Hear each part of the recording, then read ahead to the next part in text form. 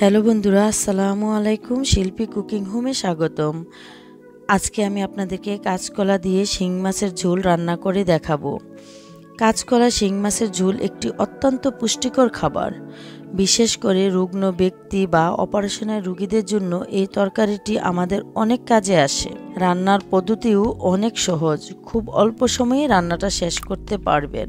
বন্ধুরা, যদি আমার এই রেসিপিটি ভালো লাগে প্লিজ একটি লাইক করবেন। এই রান্নাটার জন্য আমি এখানে একটি ফ্রাই প্যান চুলায় বসিয়ে দিলাম। আমি প্রথমে চুলায় শিং মাছটা ভাজি করব। আমার এখানে দুটি শিং মাছ আছে, আমি এগুলোকে ঘষে পরিষ্কার করে কেটে নিয়েছি। ফ্রাই প্যানটা গরম হওয়ার ফাঁকে মাছটাতে সামান্য হলুদ ও লবণ দিয়ে মেখে নিচ্ছি।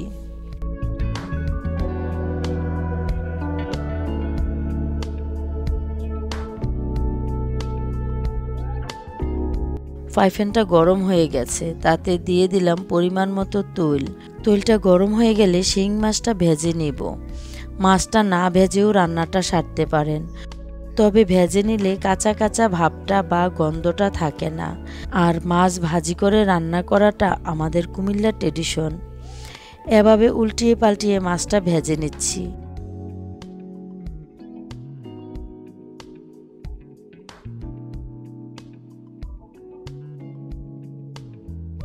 মাছটা ভাজি হওয়ার ফাঁকে আমি কলাগুলিও একটু হলুদ ও লবণ দিয়ে মেখে নিচ্ছি।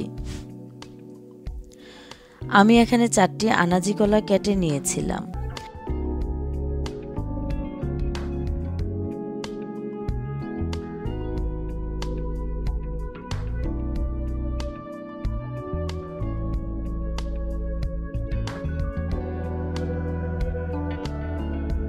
মাছগুলি ভাজি হয়ে গেছে, উঠিয়ে নিচ্ছি।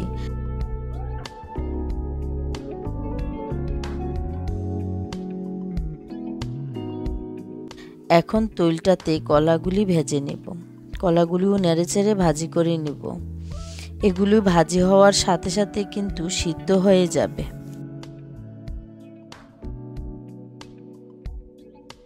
কলাটা ভাজি হয়ে গেছে, উঠিয়ে নিচ্ছি।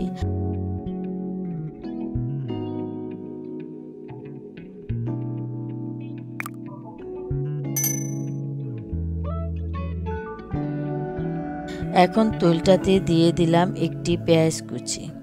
পেঁয়াজটা আমি ভাজি করে নিচ্ছি। পেঁয়াজটা যাতে পুড়ে না যায় এই জন্য একটু পানি দিয়ে দিচ্ছি।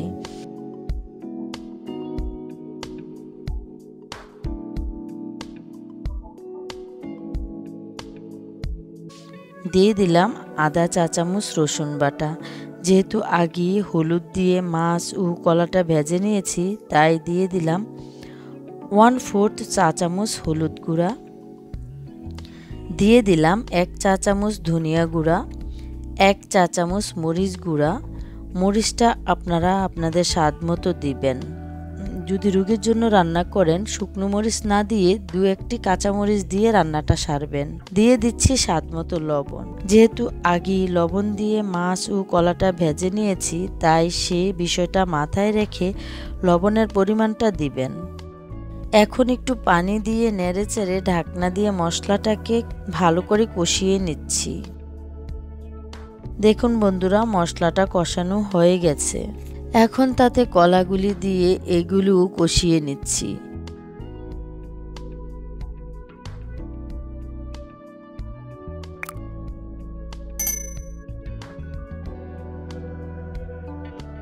এই পর্যায়ে পর্যাপ্ত পরিমাণ সিদ্ধ গরম পানি দিয়ে দিচ্ছি। তরকারিটা যাতে খুব বেশি পাতলা ঝোল না হয় সেটা খেয়াল রাখতে হবে। জাল করলে কিন্তু ঝোলটা একটু ঘন হবে। মাছটা দিয়ে দিচ্ছি 4-5টি কাঁচামরিচ। এখন ঢাকনা দিয়ে চুলার আঁচটা বাড়িয়ে হাই হিটে রেখে 4-5 মিনিট জাল করব।